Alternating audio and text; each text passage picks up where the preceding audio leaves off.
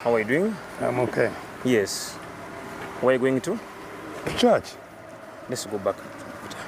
I'm not going back home. Look, let's go back home. Why? Doctor, let's go back home. This is my home. It is your home. It's not a prison. I understand, but please go back home. If you want to, if you have any reason to detain me, you don't detain me in my home. You detain me where people, detainees should be detained. My home is not a prison. My home is not a prison. Do you have power to detain people in their homes? Tell me, officer, do you have power to detain people in their homes? As a preventive measure? Even as a preventive measure, you have no power. Is this a place of detention? You know that what you are doing is illegal, is wrong, is illegal. This is not a place of detention. Don't you know that, officer? It is of detention. Not home. Yes. Is that very difficult to understand? I will say it again, doctor.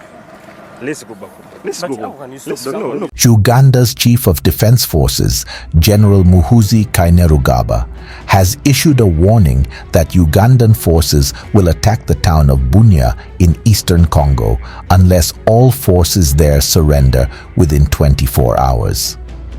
In a post on X, he claimed to have the authority of President Yoweri Museveni, who is also his father. However, Uganda's military spokesman declined to comment on the matter. Muhoozi justified his threat by alleging, without evidence, that people from the Bahima ethnic group were being killed in the Democratic Republic of Congo. He warned that those responsible would face consequences and declared that Bunia would soon be under the control of the Uganda People's Defense Force, UPDF. Congo's Prime Minister Judith Suminwa declined to comment on his remarks during an African Union summit. His statements have raised concerns about the possibility of a wider regional conflict, especially amid ongoing clashes between Congolese forces and the Rwandan-backed M23 rebels. On Friday, an M23 leader claimed the group had entered Bukavu, the second largest city in eastern Congo, following their capture of Goma last month. Uganda had previously deployed over 1,000 additional soldiers in eastern Congo, reportedly to assist in fighting Islamist militants.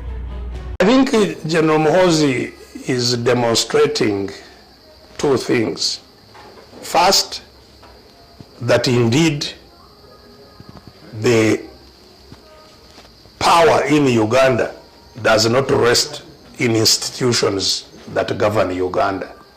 Because he's a member of UPDF, UPDF has no power over him. Every day in those tweets he's breaking the law, but the UPDF cannot check him. He's a senior advisor to the president, but the president cannot check him. The president also apologizes on his behalf. He cannot check him. So I think he's demonstrating that, all these institutions are useless. Muhoozi has a history of making provocative statements, including his support for Rwanda's President Paul Kagame and his reference to M23 rebels as brothers fighting for Tutsi rights.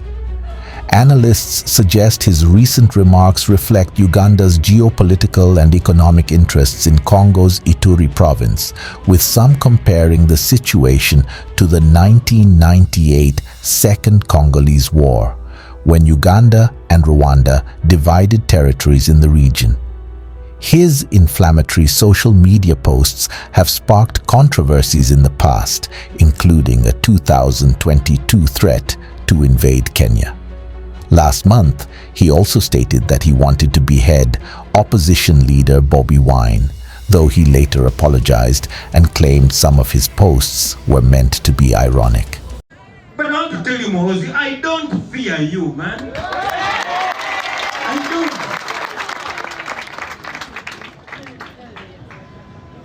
I can't be intimidated by these criminals. If I don't fear your father, Then what about you?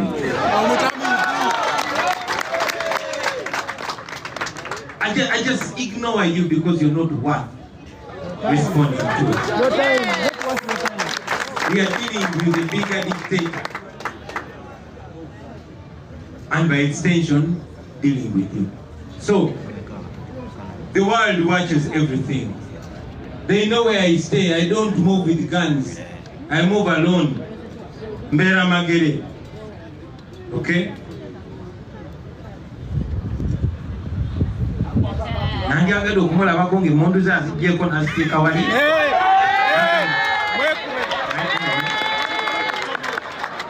Is Muhoozi seen as the next president of Uganda? Yes, many analysts view General Muhoozi Kainerugaba as the likely heir to Ugandan President Yoweri Museveni's presidency.